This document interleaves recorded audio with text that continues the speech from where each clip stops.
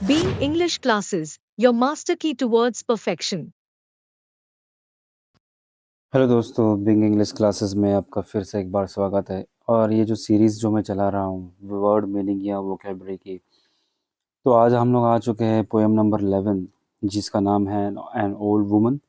इसके जो word meanings है या डिफ़िकल्ट वर्ड्स है, आज हम लोग वो देखेंगे। तो सबसे पहला जो वर्ड है वो है टूरिस्ट।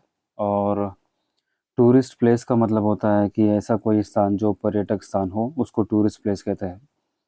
फिर जो अगला वर्ड है वो है पिलग्रिम सेंटर। पिलग्रिम का मतलब होता है तीर्थ यात्रा करना या ऐसी जगह जो तीर्थ स्थान हो, उसको पिलग्रिम कहते हैं। फिर जो अगला वर्ड है वो है फैसिनेट। फैसिनेट का मतलब होता है आकर्षण करना या अट्रैक्ट होना किसी चीज़ से। अगला जो वर्ड है वो है ग्रैब। ग्रैब का मतलब पकड़ना या झपटना। स्लीव का मतलब होता है जो हमारा बाजू होता है शर्ट का, उसको स्लीव कहते हैं। टैग्स अलोन का मतलब होता है साथ साथ चलना। और हॉबिल्स का मतलब होता है लंगड़ा कर चलना। टाइटन्स का मतलब अपनी जो पकड़ है उसको मजबूत करना। और ग्रिप का मतलब होता है, ग्रिप का मतलब भी यही होता है कि पकड़।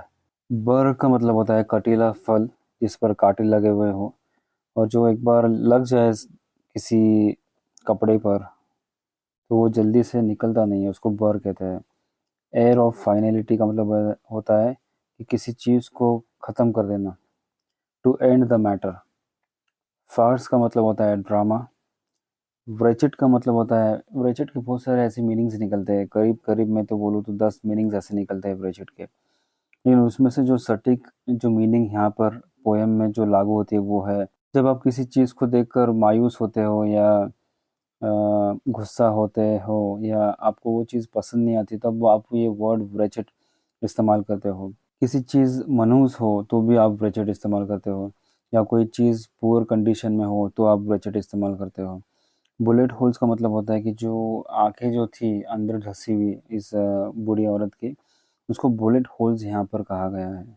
और फिर जो क्लैटर, ये एक आवाज़ होती है जब भी कोई चीज़ काँच की जब गिरती है ज़मीन पर, तो जो वो आवाज़ करती है उसको क्लैटर कहते हैं। दरअसल क्लैटर जो है ये ओनोमाटोपिया है। इसका मतलब होता है ऐसे वर्ड जिसमें आवाज़ दिखाई गई हो या आवाज़ बताई गई हो। Shutter proof. शटर प्रूफ का मतलब होता है ऐसी चीज़ जो कभी ना टूटे, यानी स्ट्रॉन्ग हो। और क्रोन का मतलब होता है एक बदसूरत बूढ़ी औरत को क्रोन कहा जाता है। तो ये थे कुछ ऐसे वर्ड्स जो डिफ़िकल्ट वर्ड्स थे इस पोएम के।